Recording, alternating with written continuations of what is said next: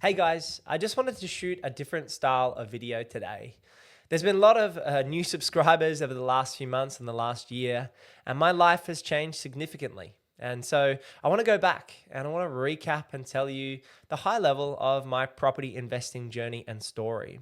Because I think is a lot of value in looking at how I was able with Emily to create a large property portfolio and actually how it gives us, myself now, more choices to spend time with my boys and to spend time with my family, and how you can do this too. And it doesn't need to be a 5 or 8 or $10 million property portfolio. I think you'll be surprised that you can actually create more choices with 2 to 3 houses worth around $1.5 to $3 million in terms of total value outside of your own home. But let's go back. Let's take you back to 2011 when I graduated high school. And so out of high school, I went into university at the University of Queensland and I studied commerce and business. I did a dual degree because those were all the rage, and I majored in accounting and finance and human resources. And I got a job at a mid-tier accounting firm in 2016 when I graduated college if you're in the US, or university if you're here in Australia. And I graduated and got straight into an accounting firm, which was a mid-tier accounting firm called Grant Thornton. I took a role in the audit division there. So I started working there in 2016, just 2 weeks not even 10 days after Emily and I got married on the 10th of July in 2016. And so this entire property journey has been done as a couple up until the last 8 or 9 months. And Emily and I were married for 8.5 years. And unfortunately, she passed away from ovarian cancer in December 2024. But I'll speak more about her cancer journey a little bit later because it's only been more recent in terms of our journey. But going back to 2016 to 2018, we were a young married couple looking to start, and I had an interest in property investing. My parents had bought some properties. They bought some mining town properties. They bought some great properties. And so I'd seen the good and the bad of property investing and the old way of being a property investor, reading the magazines, reading the Steve McKnight books, and learning about property through other people's journeys in the written word or through books, essentially. And I had a bit of an interest, but I wasn't much of a book reader. I read a few books on property investment and I read a few magazines. And I've still got in the background here the Hot 100 list from 2011 or 2013. That's one of the property investor magazines. But really, my journey sparked when I actually had enough capital to get into the market. I always knew I was interested in property investing. I just didn't have the money together. And so from 2016 to 2018, Emily and I rented a small unit on the south side of Brisbane in Holland Park for $320 per week, and then upgraded to a nicer unit in Greenslopes for $340 per week, which was a ton of money. Back then, it was so much money to us as a newly married couple. And my first job, I was earning $45,000 a year, including super, at Grant Thornton in this mid-tier accounting firm. And so my salary grew, but surprisingly, to me at the time, it wasn't very significant increases year on year. It then grew to $50,000 and then $55,000, and eventually before I left, around the $60,000 to $62,000 mark after being at the firm for around 3.5 years. And so I was around 21 to 24 to 25 years old through that journey at being at the mid-tier accounting firm. And this takes us through to 2018 while I was still working at the firm, and Emily and I were able to buy our first home. We bought a property on the north side of Brisbane located in Kelvin Grove, and we paid around $800,000 for the asset. And so that property was the catalyst. It was the reason our property portfolio has been so successful. And we actually paid what was at the time essentially a buyer's agent. We paid around $10,000 at the time for someone to help us buy and negotiate the deal. Now, this pseudo buyer's agent, that wasn't the title they used, but property expert, wasn't big on YouTube. They weren't big on platforms, but we got through word of mouth their name, and we paid a fee because we had never done this before. And the deal that we ended up buying in Kelvin Grove, we actually would have offered around $820,000 to $825,000 because we liked it so much and we were emotional and we'd never bought a property in our lives before. But actually, even though the buyer's agent or the pseudo buyer's agent didn't find the deal, we found it online as an aged listing in 2018 because the Brisbane market was still slow in that period of time. And people were saying to us, why are you buying? The market's not going anywhere. Just sit and save your money and go enjoy your life. But Emily and I as a couple had vision. We saw that we wanted to create more choices together. And we knew it was going to be hard work, and we knew we were willing to renovate ourselves as a family, and I was going to do the bulk of that renovation work because we were passionate, me in particular, but both of us as a couple, to spend more time together. We've built this business purpose property together. We're building our lives together. And so we bought that first property for $800,000, probably had $2,000 from memory in our bank accounts at that time when it settled in late 2018. And then it was another two and a bit years until we were able to buy our second property. And so as you can see, from getting married in 2016 to buying our first property in late 2018, that was around 2.5 years. And then it was another 2 years or 2.5 years until we bought our next property. So late 2018 to late 2019, and then we're into 2020. So it was another 2 years, not 2.5, to buy the second property. So 4.5 years to get from property 1 to property 2. And that's when COVID started. So we were saving and working and building up equity in our first property, and we bought the Baby Queenslander, which was the first property I ever spoke about here on the YouTube channel. If you go back to the YouTube videos and sort by oldest, you'll see that I was 25 years old, and Emily and I had bought our second property, and we were looking to build and create a property portfolio. And this was a more rinse and repeat deal because we now knew how to do a bit of renovation work. We still made plenty of mistakes. We bought bad paint. We made mistakes on the bathroom and the kitchens, but we did the reno cheap for about $40,000 to $50,000. We added value. We bought well. Even through that COVID market, we knew that we were buying property for a 7 or 10 year horizon. Yes, there could be people out of jobs, and the market at the time was very bearish in terms of its position. But Emily and I saw the growth potential of Southeast Queensland and saw the growth potential of Brisbane, knowing that there was infrastructure, knowing that there was jobs and there was schools and demand in these inner city locations. That's why we bought in Everton Park, that second property. And then we bought this property only 6 months later. And the reason was we were both earning about $60,000 to $65,000 a year. And so our serviceability had grown as a couple, as well as every renovation we did added value, not only on the capital side of the equation, but on the rental side of the equation as well. And so that enabled us to buy property number 3, which was this property, the Triple Gable Queenslander, or more recently in terms of the second renovation on this home called the Growing Gable series. And so you can go back and you can watch 25 and 23 or 24-year-old Emily renovate the Everton Park property as newbies, 24 and 25-year-olds, and then 25 and 26-year-olds renovating this home. Again, DIY, we're doing it with a paint sprayer and a floor sander and IKEA kitchens. We're doing what we can with the money we had at the time. And that's when I jumped into the commercial industry as an accountant. I then got a massive pay jump to $90,000. It was like a $30,000 uplift at the time, which was huge money. And then I got another pay increase to $100,000 and then $110,000 and $120,000 over the next few years, working my way up in the industry as a group accountant and then eventually to a financial controller for a capital raiser and a property developing company. Through that time, Emily and I were still having that vision to grow our property portfolio. And we started off the buyer's agency in essentially after we bought this property, early 2021. And formally online, it would have been mid 2021. But really, we were helping friends and family and friends of friends buy properties from late 2020. And so I've been running this business officially in the 4.5 year mark and unofficially closer to 5 and a bit years. And so I've learned a lot in that time.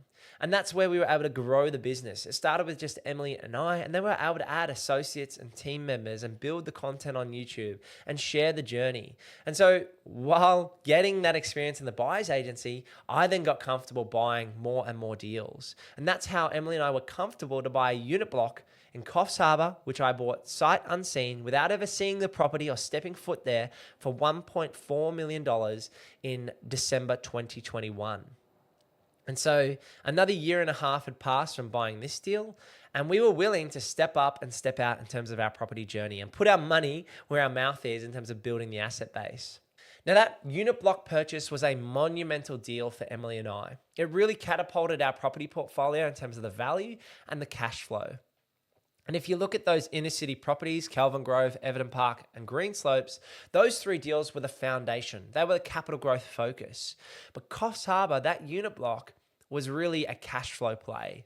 Now, you might say, you might leave a comment below, or if you're a commercial property investor, that unit block in Coffs Harbour or regional towns not really, giving you a good net yield. I could get a 6% net yield when you're getting a 2% net yield. Luke, you're not really buying a cash flow play. But the difference for us was that residential real estate, in my opinion, has a lot less risk. And again, we're buying this Coffs Harbour unit block, not for the cash flow today, but we bought it under rented about 20 to 25% in terms of the rents on the units, because the old owner had left rents where they were for 4 or 5 years. We were bringing those back to market value over time as the leases came up, renovating each of the units again with that strategy to add value, knowing that the block had even further upside potential because it had dual street frontage. And so my investing decisions have always been mid to long term, except for, which leads me into the next point, 2023. And so we continued to grow the business through 2022. And then in 2023, I thought I was a clever guy. I've been building the property portfolio for 5-6 years, been running the buyer's agency for 2 or 3 years, and thought content, I'll do a flip project. That's great content for the YouTube channel. I'm going to make some more money. I'm going to be able to use that money to plow it into this bigger project in Greenslopes for our family home. And I'm really clever. I know what I'm doing. And man, did I learn my lesson. I bought that project and barely made any money on it. I think, we're talking thousands of dollars on what was a 4 to 6 month project, and hours of labor and hours of video editing and content making. And that was called the Flip Project, or you'd have to go look it up. Just watch Flip a House, Brisbane, Luke Wiles, and you'll see that Flip Project take place. That's what it was called, is how to flip a house. And I certainly didn't show how to flip a house, because if you follow that 12 or 16 part series, you'll see that it was a lot of work, a lot of labor, a lot of risk for not enough upside. And so it really taught me in 2023, it gave me a reality check of where are my values? Why am I property investing? Why am I renovating? The reason I was renovating in my early 20s, between the ages of 23, when we bought our first home, and say 27, 28, which is kind of leading into 2023, the reason we've been renovating from 2018 to 2023 was to fast track the journey. But my portfolio had gotten to a scale of $5 million plus with Emily by 2023. Why was I not letting compounding growth do the hard work for me at that point? I no longer needed to jump on the paint sprayer and get my hands dirty. Unless I wanted to do it for fun or for content or to save a bit of money, yes. But really I had to learn that what had worked for me at the lower levels wasn't going to work for me at the higher levels. And so that's when my hair started to fall out. And you'll still see that I'm missing some of my eyebrows a little bit here, and my beard is pretty sparse, and I've got a few patches on the side of my head and the back of my head and things like that. And I developed something called alopecia areata. And that's a hair loss condition which can be triggered by stress. And we had some major life events between 2023 and 2025. And unfortunately, in December 2023, which would have contributed to my own hair loss, and thankfully it was just hair loss for me, we can talk through that story a bit further. Emily was pregnant with our second boy. So we'd had Asa, our first child, and the reason that we bought the Coffs Harbour unit block was because we knew Emily was going to have our first bub, and Asa was born on the 17th of May, 2022. So we locked in $5 million worth of assets by December 2021, and by 6 months later, by May 2022, our first son was born. And so by December 2023, the flip project had finished mid-2023, and Emily and I were happy with the property portfolio. Our business purpose property had been growing. We'd had more staff members come on board. Our asset base was sitting around $5-6 million, and we were looking to do our dream home renovation. We'd made the plans, we'd engaged builders and quotes, and we were ready to break ground, and we were in the process of doing that when we found out that she had cancer. And the way we found out she had cancer was she was 30 weeks pregnant. And our home renovation had been underway here. And so we were partway through the lift. We lifted this house. We built it underneath. It was getting close to lockup. And we were probably about 4 months away from moving into the home, which is what happened. We moved in to this home in April 2024. And in December 2023, Emily found out that she had a type of cancer called small cell carcinoma. And it's a rare and aggressive type of ovarian cancer. And I'm a Christian and Emily's a Christian, and we both have a hope and faith in Jesus. And our belief is that he wants good things for us. And so we believed for a miracle. And I think it is a miracle that she got more time because of how rare and aggressive her cancer was. And the tumor, when she delivered Eli, our second boy, through a C-section or a surgery, the tumor was 5 kilos, so double the size of the baby. And Eli was born on the 19th of December, 2023. So it was really a whirlwind, all of 2023, doing the Flip project, finding out that Emily had cancer, while taking on a major raise and build project here as well, and growing a successful business. The buyer's agency has been a real blessing, and God's blessed our business. I think it's through stewardship that he's blessed the business, because the way I always try and approach all of our clients, and some clients haven't been nice, and that's okay. You can't expect that 100 out of 100 people are going to be happy. But I've always tried to approach our business in a way from my values as a Christian, to help people and leave them better off whether they sign up as a client or not, and to act in the client's best interest regardless of the financial outcome for our business purpose property. And the reason I feel so confident in all of that is because of our personal property portfolio that God's worked on us and helped us build together. And because of that solidity of our personal finances, there's no pressure in the business finances. And that means we can genuinely help everyday Australians buy their first home or buy an investment property here in Southeast Queensland. And so with Emily's cancer journey and our family's journey from there, our personal property portfolio went on the back burner. The focus was clients in the business and Emily's health and our family's time and choices. And that's why I said at the start that you don't need $5 million or $7 million or $9.5, where I'm at, $10 million worth of property to be successful and have more choices. If you can buy 2 or 3 houses over 2, 5, 7 years, build that asset base. Once you've got those houses, you can then sit on that asset base, and as long as they're paying for themselves and you're working part-time at that point, you can go from 5 days a week to 3 days a week, and you can start to make more choices. And that's exactly what Emily and I did in late 2023 and all through 2024. And I'm still doing that in 2025. And I'll explain how that works and how the properties are giving me more choices today. And what that looks like is in 2024, we had to go through a lot of hardship because money doesn't solve all problems. Money doesn't solve cancer issues or relationship concerns and things like that. And Emily and I were blessed in our marriage. We had a fantastic marriage. And I'm not saying that through rose-colored glasses. We were really equally yoked as a couple. And I'm so blessed to have called her my wife for that 8.5 years we were married. And 11 years we were together in total. We started dating when she was 17 and I was 18. It was when we started dating in 2013. And so time has flown and it's gone so quickly the last 11 years, coming up on 12 years. And through 2024, we continued to buy property. Now, this surprises a lot of people that Emily and I, as a couple, were going through the stresses of doing a major raise and build here in Greenslopes. We're going through a cancer journey, having a newborn, and then 6 months later, so between December and June, we bought another property. We bought the Bray Park renovation project. And there were a few reasons for that. We saw upside potential in secondary dwellings and how to structure those types of deals, and wanted to practically show clients that through the YouTube videos and through another renovation series where I was going to be less on the tools. I was doing a bit of paint spraying at the time and managing the project, but being less involved.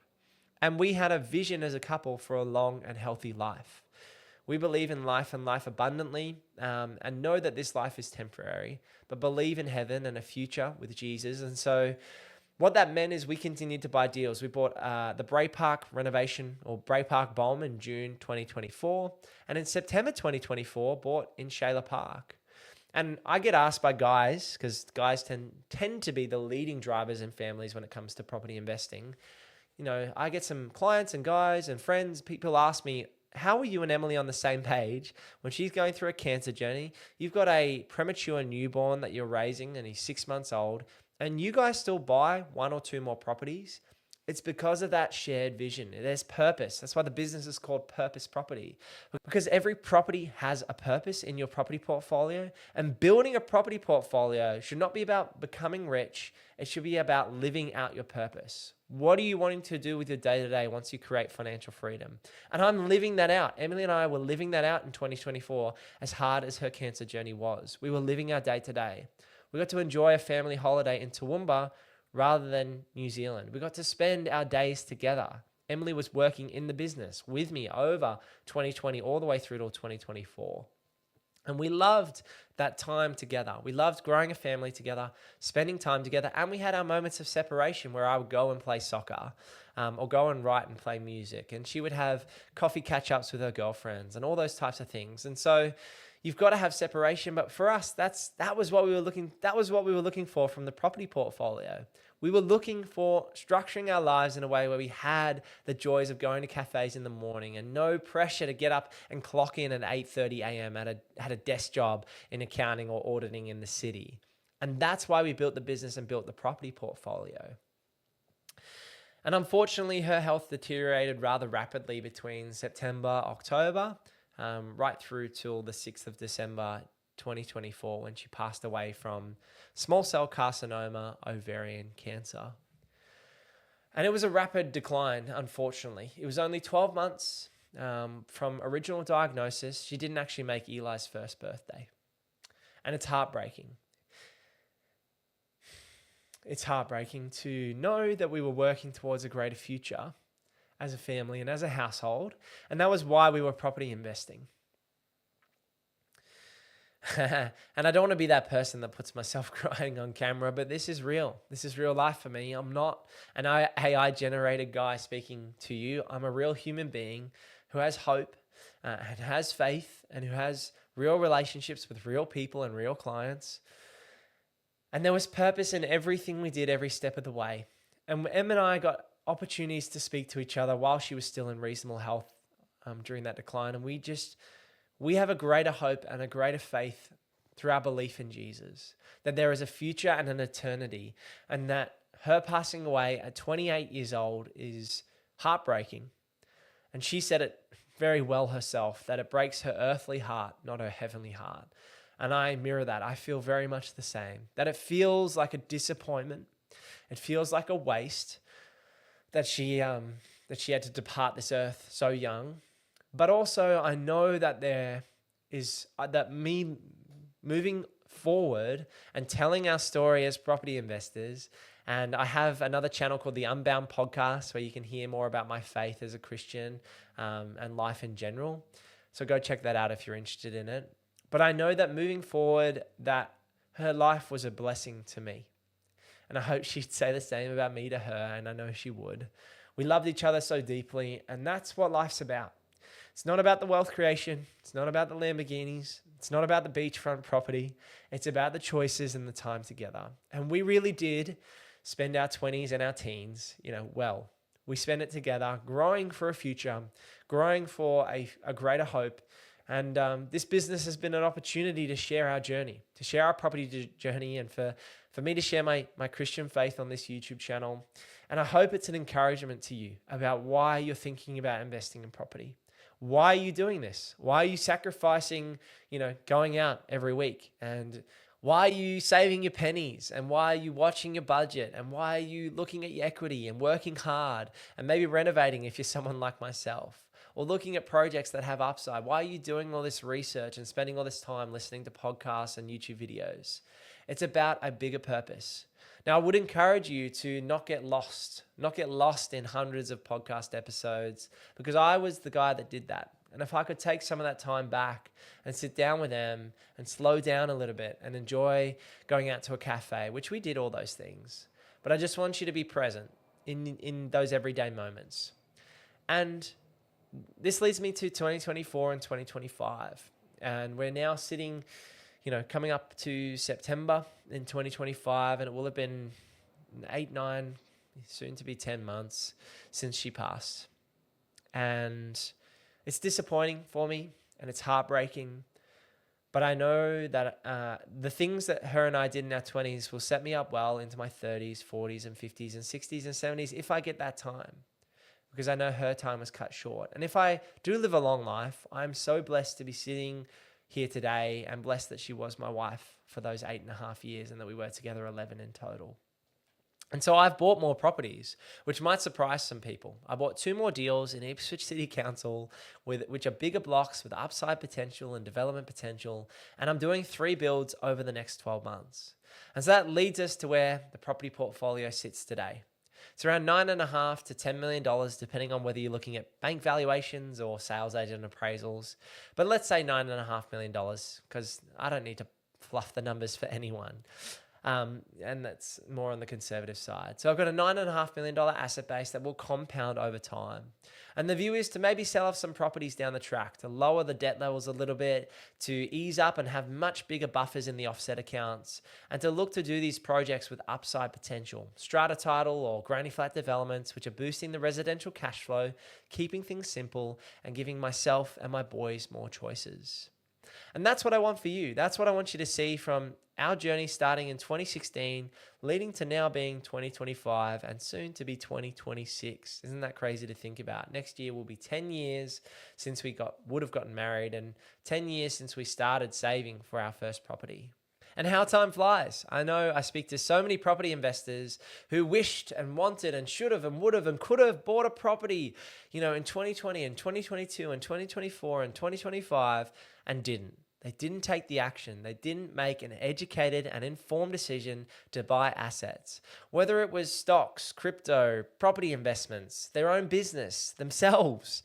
People tend to sit on the sidelines. And I don't want to be, when I look back on my life, I don't want to be someone that sat on the sidelines. I want to be a hard worker. I want to be diligent. I want to be humble. I want to be honest. I want to be transparent. And that's why I share this journey today, is that I'm not perfect. I haven't made every property deal I've ever purchased hasn't been perfect, but I've bought good and great deals, and I've bought with growth first and cash flow second. And I've built networks and relationships with town planners and property managers and solicitors to build out this asset base. And I've bought in personal names and trust structures. And that's where the complexity can become simple, is when you break it down to that very next step. So look at your own journey. Look at the takeaways from my journey and take that very next step. This has been a different kind of video for me to shoot, just sitting down and being honest and raw with you guys. But I know if you've stuck around this far through the video that you are a true subscriber and follower of my YouTube channel. So I really, really appreciate it. I love seeing your comments and interaction and engagement on these videos. And myself and the team at Purpose Property are ramping up, creating more content to bring value out there into the Australian market to help people buy properties for the right price in the right location, aligned to your personal goals and strategy. So if you could do me a huge favor and drop a like on this video, leave a comment down below. Where are you heading in terms of your property journey? Subscribe to the YouTube channel if you haven't already subscribed. And yeah, I'll see you in the next video. Thanks for sticking around. Peace.